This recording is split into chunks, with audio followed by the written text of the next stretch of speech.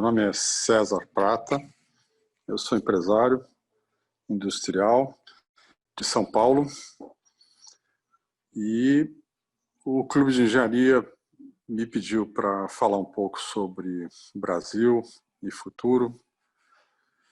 Quando a gente faz previsões no meio de uma pandemia, é bom sempre situar aonde a gente está, em que época, em que dia, porque fazer previsões em épocas como essa é dificílimo, é muito difícil mesmo, porque você nunca sabe dos desdobramentos, né, que estão por vir.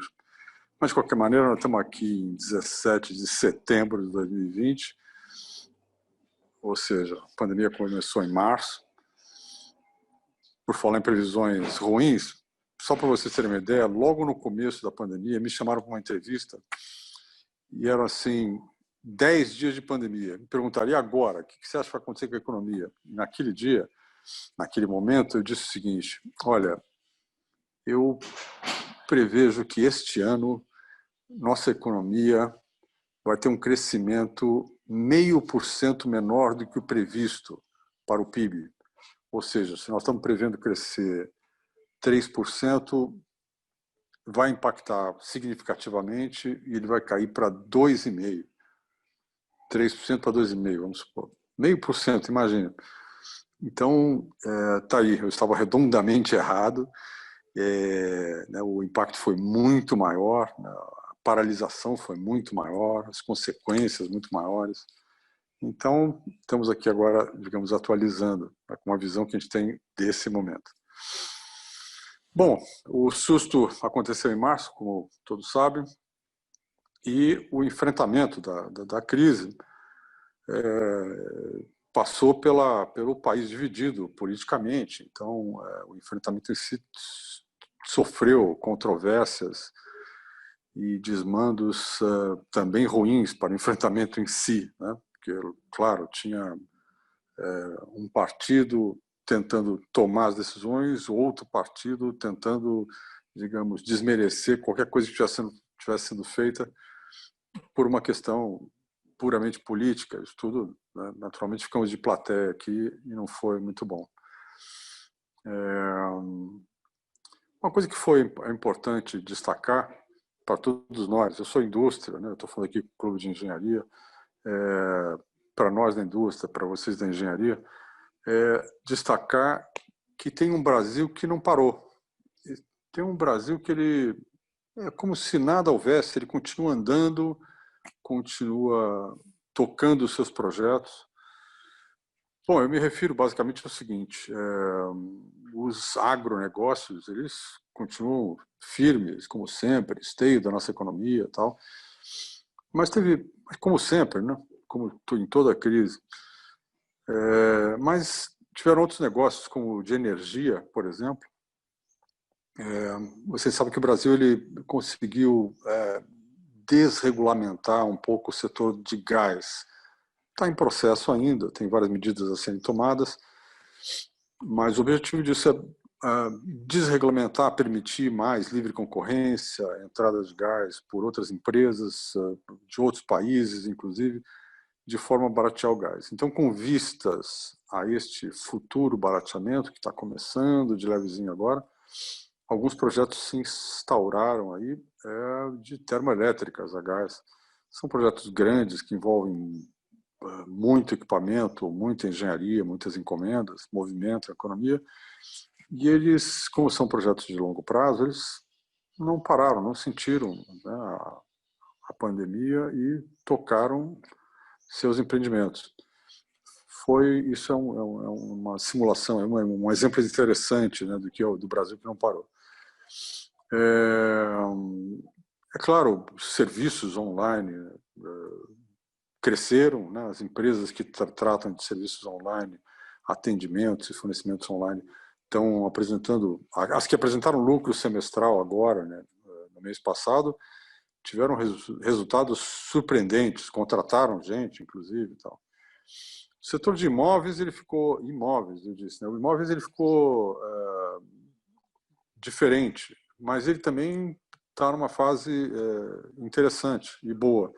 Se, por um lado, os imóveis comerciais sofreram um revés imenso, porque as pessoas estão trabalhando mais de casa e os imóveis comerciais não estão tão em procura agora, por outro lado, os imóveis residenciais, com escritório ou com mais espaço, ou prevendo esse trabalho de casa, também ganharam um certo impulso nesse momento. Muita gente trocando de imóvel, buscando mais conforto do trabalho de casa.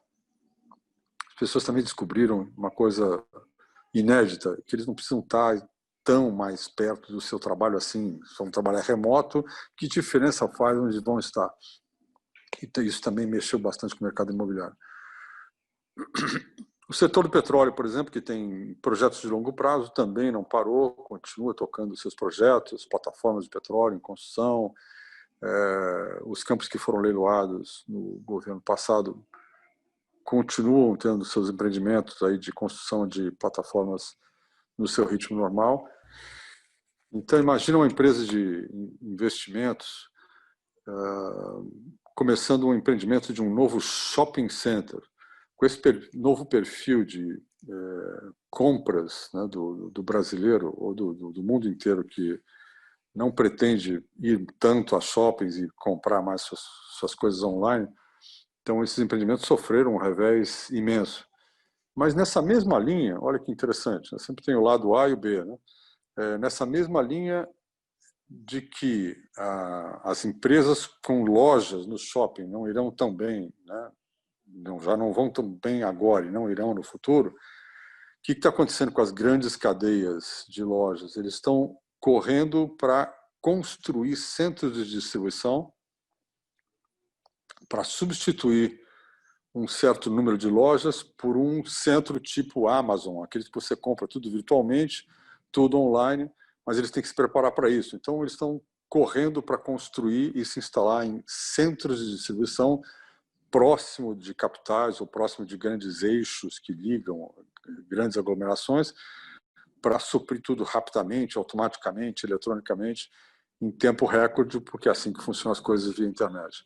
Então, tem aí um setor, né, que está crescendo apesar dos pesares. Então, tem de fato um pedaço, uma parte do Brasil que não parou. Falo também, por exemplo, de investimentos na área militar. Sim, temos um governo mais militarista do que os anteriores, então, é claro, projetos dessa área não pararam e, pelo contrário, receberam até um certo estímulo e estão aí derramando algumas encomendas no mercado. Agora nós da indústria estamos passando por uma coisa interessante. Imaginem vocês que lá no começo da pandemia, muitos empresários, entendendo uma queda de demanda, colocaram o pé no freio. De que maneira? Vamos reduzir jornadas, reduzir trabalho, reduzir pessoas trabalhando, vamos conceder férias, vamos parar produção. Então, hoje, nós industriais estamos com um problema pitoresco, né? A gente imagina o seguinte: tá em falta alguma coisa? Não, as pessoas estão querendo vender. E não é bem assim. Para nós da área metal-mecânica, por exemplo, está faltando aço. Imagine, grandes siderúrgicas brasileiras, quando começou a pandemia, colocaram o pé no freio, tiraram pessoas de trabalho, apagaram alto forno, apagaram um alto forno, o outro reduziram a capacidade. Só que agora o mercado está reagindo. A economia começou a mostrar alguns sinais positivos agora, no geral. As pessoas voltando a consumir, voltando ao trabalho, parcialmente. Mas, enfim, hoje, para a gente fabricar uma máquina, vamos ter dificuldade de encontrar aço para montar o nosso equipamento. Porque essas empresas que apagaram seus altos fornos, isso você não liga de um dia para o outro, demora um tempão enorme para você religar esse maquinário. E isso está acontecendo agora, né? Você precisa de um motor elétrico para acionar qualquer coisa. não está fácil obter um motor elétrico novo, está faltando no mercado por conta da matéria-prima que é suprida para a cadeia produtiva do motor elétrico. Então, há hoje uma estranha, até então inesperada, escassez de matéria-prima. Né? Ninguém imaginava que na hora que você quer retomar e reacelerar, pudesse encontrar esse cenário. Agora, os desafios são enormes. Né? Lógico, taxa de desemprego, os próximos números que vão aparecer vão ser alarmantes, com certeza. E como retomar emprego, renda e crescimento. O mercado ele mudou, ele tem um novo perfil e há um aspecto, digamos, otimista. Eu me declaro uma pessoa otimista, inclusive, que é o seguinte: né? Sempre tem o lado, né, o copo, metade do copo cheio, metade do copo vazio. Né? Então, o lado do copo cheio, a metade cheia, é o seguinte: o ambiente hoje econômico para quem produz qualquer coisa no Brasil, ele mostrou duas características assim que, olha, eu não me lembro de ter visto antes, de tão positivas. É dólar alto e juro baixo. Essa combinação de dólar alto e juro baixo, ela é o estímulo para uma série de coisas voltarem a ser fabricadas no Brasil. Eu digo isso porque, ao longo desses últimos 15 anos, a nossa moeda ela sofreu o nosso real, né, sofreu uma valorização excepcionalmente anormal, né, a ponto de você sair para almoçar num restaurante em Paris e ser mais barato do que um restaurante no Rio de Janeiro. Imagina, com o dólar 1,68, que aconteceu alguns anos atrás, esse fenômeno assim inexplicável, ou talvez bem explicável, ocorreu. Ou seja, tudo no Brasil era caro. Para os estrangeiros virem aqui, era caro, eles reclamavam das coisas aqui. Imagine você produzir algo no Brasil com uma moeda excessivamente valorizada, o real valorizado. Não compensa, não compensa. Então, tudo compensa a vir da China. Tal. Isso começou a acontecer no setor industrial e aconteceu também com a engenharia. Vocês da engenharia são a grande testemunha de que os grandes projetos de petróleo, por exemplo, de plataformas, começaram a ter seu detalhamento, sua engenharia importados. Hoje tudo é online, tudo é fácil, e a língua desse setor já é o inglês mesmo. Então, pronto. O que aconteceu? A engenharia começou a vir de fora, que é uma coisa que a gente jamais imaginava que pudesse acontecer. E foi um desmonte, né, da parcial da nossa engenharia brasileira catastrófico. Vamos ter que levar anos para nos recuperarmos desse feito, desse fato. Então, o ambiente perfeito que eu me refiro a esse de câmbio na posição correta e os juros baixos. Isso é um estímulo enorme para que as pessoas voltem a pensar em produzir localmente as coisas. Nós desistimos de produzir uma série de coisas aqui. Vou dar um exemplo básico de algo que aconteceu em um setor, por exemplo, que é o setor de construção naval, né, onde o Rio de Janeiro é um protagonista importante.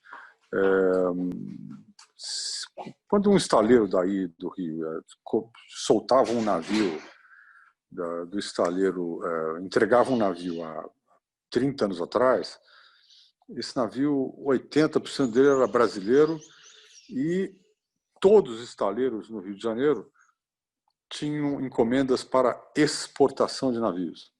Então ele atendia as demandas da Petrobras, da Vale, chamava-se Vale do Rio Doce, navegação, a empresa deles. Enfim, atendia os armadores locais e sempre tinha um navio para exportação. Mas por quê? Porque compensava fazer as coisas aqui e o momento econômico, o câmbio, os juros justificavam esses empreendimentos. depois, durante décadas, assim, foi ficando caro, caro, caro, e os setores que conseguiram se manter foram aqueles que ganharam uma proteçãozinha do governo. Então, aqueles amigos, mais amigos da corte, foram a Brasília, correram lá e disseram: olha, eu preciso aqui de uma barreira, um imposto de importação para o produto que eu fabrico, porque senão eu não consigo competir. Aí começaram a colocar barreiras, barreiras, barreiras dentro do limite da OMC, Organização Mundial de Comércio, tem regras, mas todo mundo foi buscar lá os seus limites de acordo com o seu relacionamento com o governo da época. Então, passamos a ser uma economia protecionista, só funcionava o que tinha forte proteção contra importação. Agora, essa pandemia ela trouxe um efeito, eu não vou dizer que é interessante, mas ele é importante, que é o seguinte: boa parte de tudo que se produz aqui no Brasil foi transferido para a China durante um bom período. Mas agora, o que aconteceu? Com esse exemplo de Wuhan, que é essa cidade chinesa que todo mundo aprendeu muito bem o nome dela agora, o que aconteceu? Viu-se que a dependência nossa é tão grande que as coisas têm que ser repensadas. Então, essa mesma cidade de Wuhan, ela concentra, e ninguém sabia disso até então, poucos sabiam, concentra a fabricação de autopeças do mundo. Uma grande parcela das autopeças era produzida lá e exportado pelo porto desta mesma cidade. E, de repente, entrou uma crise, uma pandemia, que começou lá, e as fábricas tiveram que parar, mundo afora. Isso fez com que o mundo repensasse a dependência excessiva do produto chinês. Em paralelo, do produto importado. Como é que eu vou garantir a minha produção de seja lá o que for, se eu não estiver produzindo as coisas aqui dentro do meu país, aqui mesmo, né? Então, esse momento chinês fez com que as pessoas repensassem suas cadeias produtivas. Há também a discriminação. Por exemplo, o mundo, a mídia, mundo afora, está disseminando a impressão de que o chinês fabricou esse vírus, né? Passaram a chamar o vírus, inclusive, de o vírus chinês, insinuando que foi uma coisa fabricada. Não estou entrando nesse mérito absolutamente, mas o fato é que isso criou um certo cisma, criou uma certa discriminação, não sei se justa ou injusta, não vem ao caso, criou-se uma discriminação contra chineses. Então, isso também vai fazer com que as empresas que tinham parte da sua produção instalada na China, ao invés de ampliá-las por lá, por que não estender a produção na Índia, no Vietnã? Mas eu tenho a impressão de que aqui no nosso caso brasileiro, vai ser possível olhar mais para os nossos vizinhos. Nós temos vizinhos aqui bastante razoavelmente industrializados, como é o caso da Colômbia e do Peru, por exemplo, que têm suas moedas altamente desvalorizadas e, portanto, seria assim, um passo, na minha visão, natural a gente tentar se apoiar mais nestes vizinhos, como Colômbia e Peru, do que na distante China ou Índia, né? Mas é uma coisa que eu ainda não estou vendo um movimento assim claro nesse sentido, mas eu acho que os brasileiros vão descobrir as vantagens de se ter vizinhos com grande abundância de mão de obra e um câmbio desvalorizado. Então, eu menciono aí Colômbia e Peru como próximos da vez. Há também, junto disso tudo, né, um mundo que está menos globalizado, né? Ou seja, os mercados se fecharam um pouco mais e tem essa tendência, né? O fato de uma Inglaterra sair do mercado comum, dos americanos se voltarem mais para o seu cinturão da ferrugem, enfim, são movimentos de internação, né, das suas produções. E eu acho que isso, somado ao efeito chinês, vai fazer com que o mundo busque depender um pouco menos da China e produzir as coisas mais internamente, e isso deve acontecer aqui no Brasil também. Então, isso vai incitar novos arranjos produtivos, mais produto local, mais vizinhança, e isso faz esse momento, se ele se perdurar, aí, quando eu mencionei dólar alto e juro baixo, se esse cenário se mantém, no médio prazo, as coisas voltam a ser mais produzidas internamente, o que pode prover a base de uma reindustrialização. O Brasil já foi uma base industrial enorme, já chegou a ser o quinto do mundo há 20 e tantos anos atrás. Hoje somos o 14º, por aí. Mas ele pode vir a retomar uma posição interessante nesse sentido. Eu acho que tudo isso, no momento que você se volta para a sua cadeia produtiva interna, isso deve também abrir um novo ciclo para a engenharia e para o conhecimento. Ou seja, tudo que a gente deixou de pensar, projetar aqui, no momento em que a gente mantém esse cenário de dólar alto, juro baixo, se é que isso vai se manter, mas digamos, estamos contando com isso, as previsões estão imaginando que se mantenha esse mesmo quadro. Isso vai estimular a volta do interesse de produzir as coisas localmente, isso quer dizer projetar localmente, usar a inteligência e o conhecimento brasileiro para fazer as coisas aqui mesmo. Então isso pode indicar a volta de um novo ciclo, né, para a engenharia brasileira. Como vocês sabem, nos últimos anos a gente foi deixando esse conhecimento de engenharia local de lado, porque as coisas estavam chegando prontas, embaladas aqui, sem nenhum pouco de cérebro local aplicado naquele bem. Então isso pode ser que incite aí um novo ciclo positivo para a engenharia.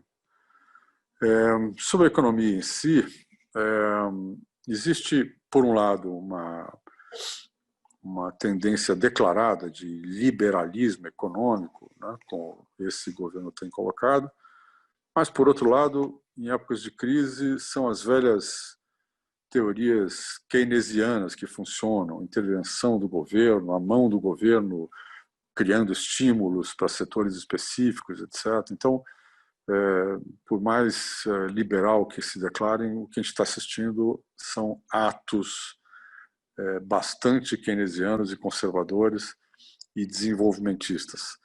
Então, especificamente, outra que também queria dizer para vocês, que são do Clube de Engenharia, estão sentados aí a maioria no Rio de Janeiro, é sobre a construção naval. Vocês imaginam que essa internalização dos bens, ou seja, vamos fazer menos negócios internacionais, vamos depender menos da China, isso quer dizer que a gente vai ter menos navegação de longo curso. Isso aqui é um pensamento, né, filosófico que aponta para um lado, que é o seguinte: a construção naval, que sempre foi uma forte geradora de empregos no Brasil, porque imagina o seguinte: nós vamos ter um câmbio favorável para produzir navios aqui, vamos ter menos navios de longo curso, porque o comércio exterior tem uma tendência a ficar limitado, mas vamos precisar fortemente de mais cabotagem, que é aquela navegação ao longo da costa, para quem não conhece o termo. Vamos precisar muito de navios para distribuir bens ao longo da costa. Vamos precisar também de navegação interior, né? Navegação fluvial para distribuir bens, trazer produção do interior para os portos do mar e levar também produtos para o interior. Então, acredito que essa associação de necessidade de mais navios de navegação pela costa e pelo interior, associado ao câmbio baixo, onde volta a compensar fazer as coisas aqui, poderia ser um impulso interessante para a volta da construção naval. No geral, o que eu queria também, para concluir, dizer é que o nosso ambiente de negócios ele continua desfavorável assim, para todo mundo que quer empreender, gerar negócios, gerar empregos, continua sendo desfavorável. Há uma tensão de alguns ministérios tentando desburocratizar e melhorar o ambiente econômico para nós. Há uma guerra aí sobre tributação. Por um lado, promessa de uma reforma tributária que é super importante para nós, mas eu acredito que vai sair, porque é muito importante, né, e foi também uma promessa desses ministros que estão aí, no sentido de reduzir a complexidade tributária para nós que tentamos sempre produzir e gerar empregos. O Brasil é campeão nisso, realmente. Se você for ver o número de tributos e a carga total tributária que a gente paga, nós somos campeões. A gente perde, se não me engano, para 1 ou 2 países assim de quinta categoria. Dá até vergonha de falar, mas é uma realidade, mas o governo está ciente disso. E há essa discussão de CPMF, que é um negócio polêmico. O brasileiro não quer mais um tributo. Por outro lado, eu não sou assim exatamente contra a ideia da CPMF. Eu queria deixar isso também registrado para vocês, uma forma de olhar para isso. A carga tributária total no Brasil é imensa, ou seja, de tudo que a gente faz aqui, 1/3 de cara vai para o governo. Isso é a maior carga tributária do mundo. Agora, a gente colocar em cima disso mais um tributo, chamado CPMF ou qualquer outro nome que se dê, isso seria lógico, um absurdo. Por outro lado, se o governo prometesse retirar, extinguir, por exemplo, olha, eu vou extinguir o COFINS, vou extinguir o PIS, vou extinguir o IPI, ou sei lá quais mais impostos, e vou colocar uma CPMF. A carga tributária total não vai aumentar, vai diminuir, mas eu vou aumentar minha base arrecadadora. Eu estou falando de base arrecadadora porque a CPMF tem essa característica que nenhum tributo consegue. Pense bem, nós somos o país do jeitinho, do subfaturamento, do meia nota, do caixa 2, do dinheiro não declarado, enfim, esse é o Brasil que vocês conhecem bem, né? Imagine que esse tipo de tributação, a CPMF, que é eletrônica, não escapa ninguém, né? Inclusive esse dinheiro do caixa 2, da verba de campanha, tudo isso está dentro e está contribuindo.